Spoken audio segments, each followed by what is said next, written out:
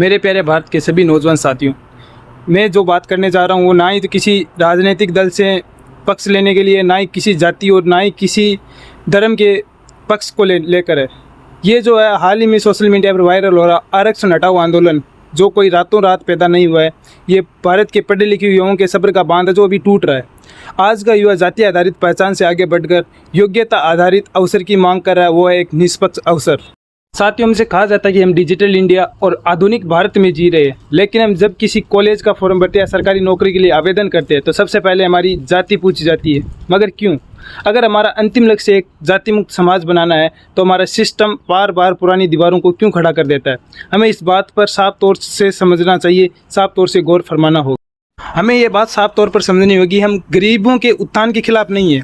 अगर किसी छात्र के पास पैसे नहीं है तो उसे फ्री में किताबें दे सकते हैं, फ्री में कोचिंग सेंटर दे सकते हैं, स्कॉलरशिप दीजिए, लेकिन अवसर का आधार आर्थिक स्थिति और प्रतिभा होना चाहिए, किसी का सरनेम नहीं। जब हम शिक्षा और स्वास्थ्य जैसे सृजनशील क्षेत्रों में योग्यता से समझौता करते हैं तो हम पूरे देश के विकास से समझौता करते हैं।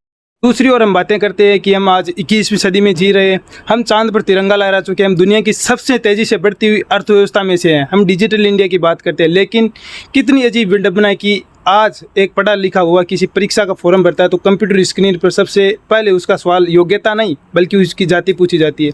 संविधान निर्माताओं ने इस व्यवस्था की शुरुआत इसलिए की थी कि उनका उद्देश्य कुछ समय के लिए पिछड़े वर्ग को सहारा देना था ताकि वे मुख्यधारा में आ सके। लेकिन आज दशकों बाद भी व्यवस्था से कोई सवाल नहीं कर रहा है और राजनीति में सिर्फ इसको वोट बैंक की स्थिति बना के रख दिया है।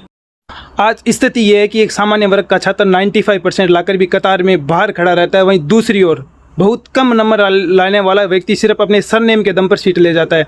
क्या यह प्रतिभा के साथ अन्याय नहीं है? जब देश के सबसे योग्य दिमागों की उनकी मेहनत का फल नहीं मिलेगा तो वे देश छोड़कर विदेशों में रुख करेंगे। ब्रेन ड्रेन की इस समस्या के लिए हमारी यही नीतियाँ जिम्मेदार है।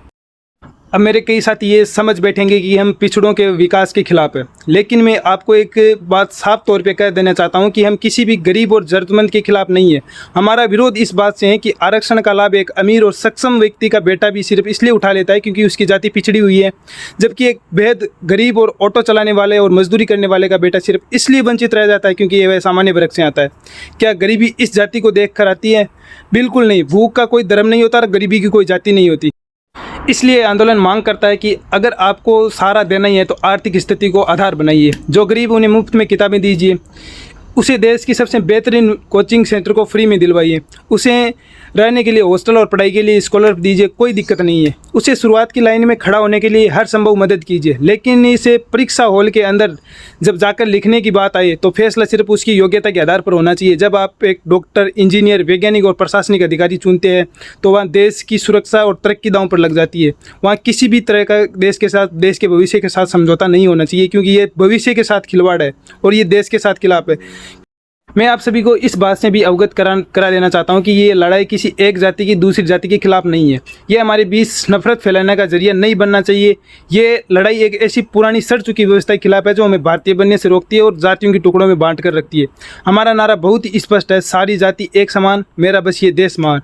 हमें इस आंदोलन को पूरी तरीके से शांतिपूर्ण, लोकतांत्रिक और वैचारिक रखना है। हमें सोशल मीडिया की इस रील से बाहर निकलकर तार्किक बहसें करनी होगी ताकि सरकार इस बात पर ध्यान देने के लिए मजबूर हो।